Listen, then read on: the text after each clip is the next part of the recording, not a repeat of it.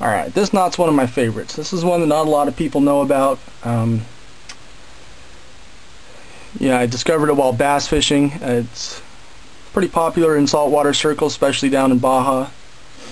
And it's called the Modified Albright or Alberto knot. Some of you may be familiar with the Albright, but this is the modified version.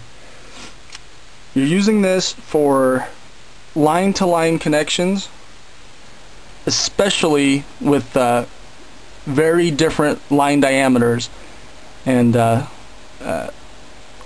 you don't see this a lot in fly fishing, but where it really just truly shines, and the reason I got into it is we're attaching braided line to monofilament or fluorocarbon, but anywhere you have very different diameters, this is a wonderful knot to tie. It works great with similar diameters as well, but there's a lot of good knots for equal diameter lines or similar diameter.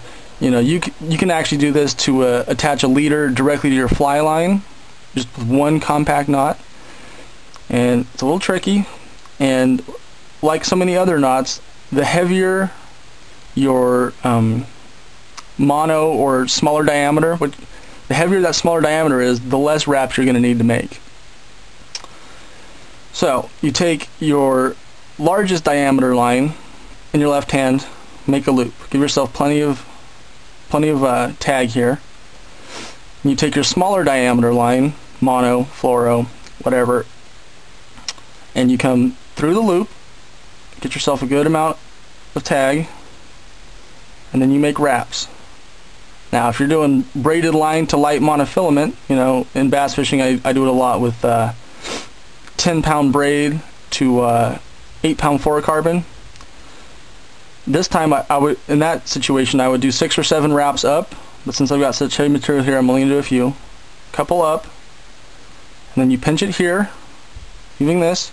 You do an equal number of wraps back down, and then this is critical. You have to go back through the loop with your tag, but you have to go the same direction that you came in. In this case, we need to go down through the loop. It's very critical that you exit the same way that you entered, because if you don't, you lose all the knot strength. I don't know why, but that will mess you up. So we've gone through the same way that we came in. It's going to be difficult to suck this thing down with this heavy line, but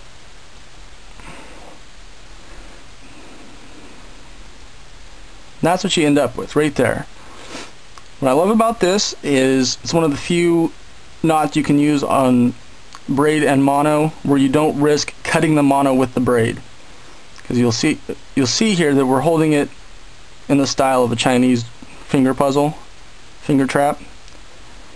It just encapsulates the braid, and you have this loop to stop it from sliding down, and this thing is strong. This is the strongest knot I know how to tie.